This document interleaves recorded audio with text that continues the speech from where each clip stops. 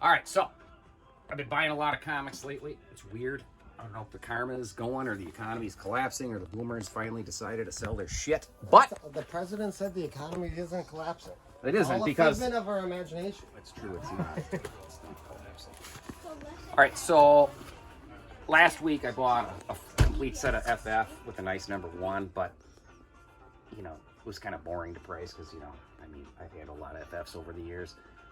And I thought, well, that was a good deal, right? And so Friday, another boomer calls me up, and he's shopping his collection, and he brings it in, and he sent me a list. I forgot what it was. Anyway, he brings it in. I priced it up last night, so I get home at like 5 o'clock, and it takes me till 3 o'clock in the morning, and these are the 3 boxes I priced up. Thought I'd just go through them. I got to look for a Justice League for this guy anyway. So, all right, so box number 1. You got a good angle here, Zeke? Oh, yeah. Okay. So box number 1 is, okay, so we got the Sergeant Fury Sergeant stuff. Fury! Bunch of $7, $10 books. They're all pretty nice. I don't know. Fine-ish, I don't know. I go about a little lesson guide on Sergeant Fury's. It's a nice near mint one, $50. I don't know if people are CGC grading Sergeant Fury's, though. Seems like that would be a sad life, right? And, okay, so we got the Furies. I'm going to try to whip through it here quickly. Here's the first Baron Strucker, dude. Look at that. No shirts, dude. No shirts, dude. That's what I'm talking about. Top Gun 2. Top Gun 3. Just wait. Ooh, we got Dr. Zemo, $40. So here's a sweet Hitler issue. I might be too cheap on that one. I don't know, $30. Gotta go all out for I'm the gonna hate raise that to 40. All right. Anyway, some more Sergeant Furies. We got a Lady Death shiny $3 comic. Here's an interesting run of Green Arrow. After Neil Adams did his little run, they actually canceled the book because boy. well, the comics good? Because all the affidavit returns were actually stolen by organized crime, and so DC didn't know how good the book sold because they were manipulated by organized crime, and they canceled Green Lantern. Come on. But then they re-released this book in '76, starting with number 90, and Mike Grell took over, and it's a cool run. And it's this is a nice gradable one. Could be like a 9.2. I think $50 is a good deal for that. Look at that sweet Mike Grell. Oh man, I mean it's a little primitive. He's more like Rob Liefeld here, but he got better, unlike Rob. So I got the whole run of it. There's no keys really in any of these, but they just are kind of got that 1978 look to them with that cheap paper that they use because of the paper shortage. They're a lot harder to get than people think in high grade because no one's gives a shit about this era of DC. Yeah, well, it sucks, but this is I've seen worse. But they're all kind of cool. They're always like punching each other, They're always fighting over some colored girl, She's pink. Space babe. Take it easy, Left Wing. All right. And we got like an autoerotic asphyxiation cover. Hardest traveling heroes. Yeah, man. How do I save him being strangled by his own power ring? Go from shooting up to hanging Well, maybe each other. you should, tell him about women.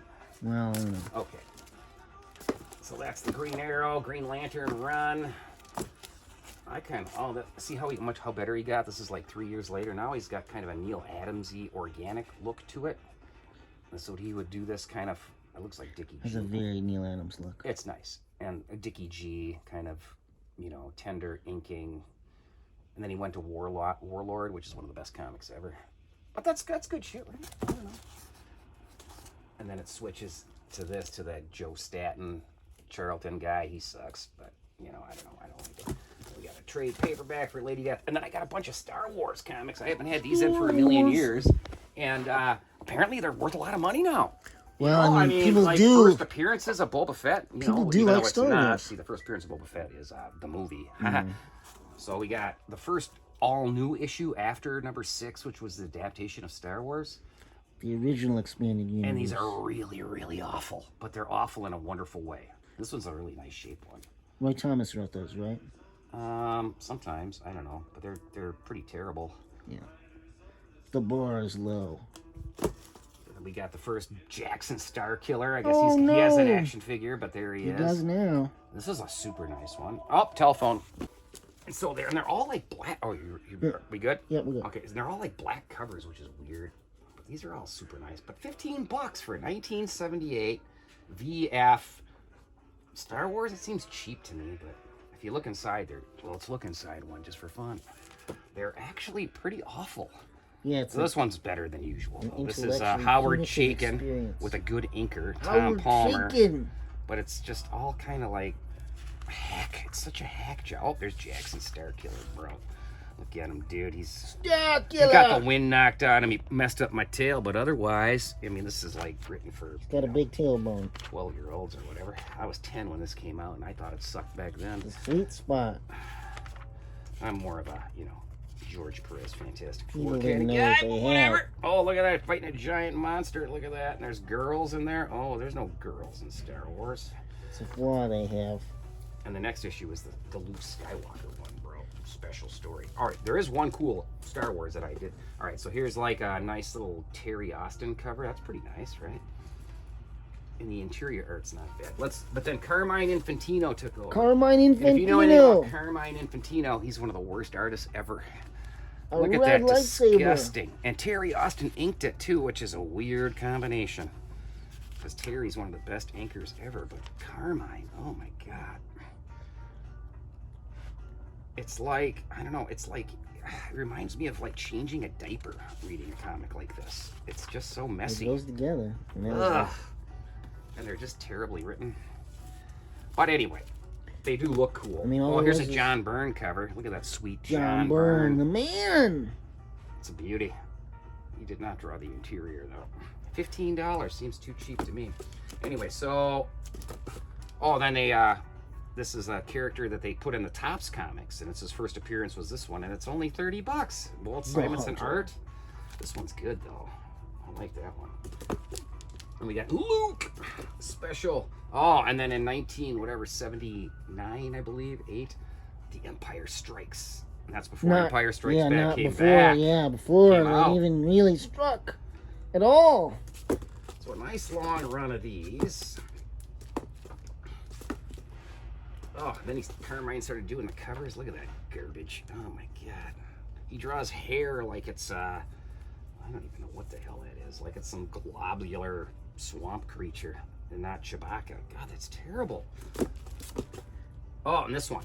This is Ben Kenobi Fights Alone. So this is kind Is of that like... where the guy pretends to be Ben Kenobi? No, it's Ben Kenobi, but they call him General Kenobi of the Clone Wars. Whoa. Remember, this is 1979. Oh, that's like how it was before Star Wars. Right. And so this is a story, an untold story of Ben, and he's like this like different guy. He's kind of a dick.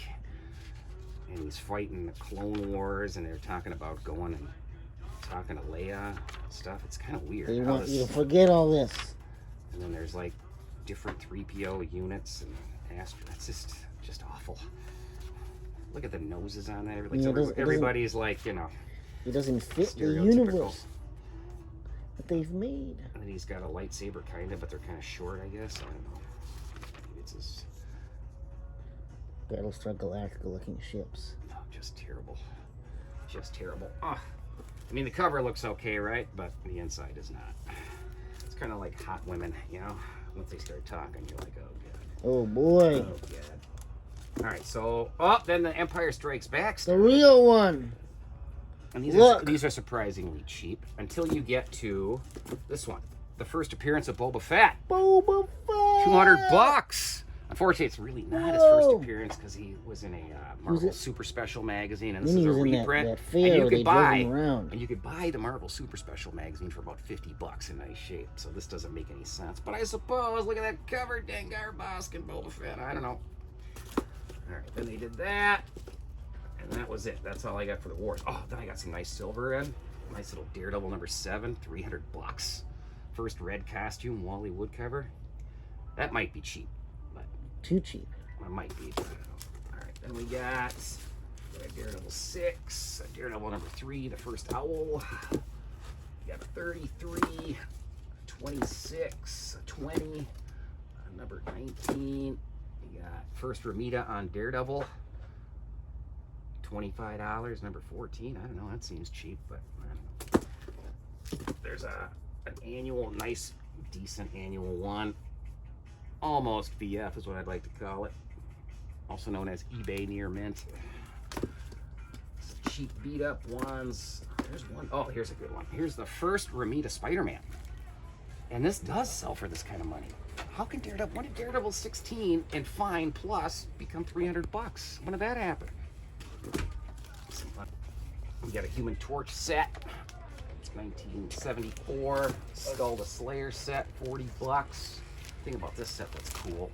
It's got a couple Black Knight appearances in it. Black Knight. Yeah, you know, the Black Knight.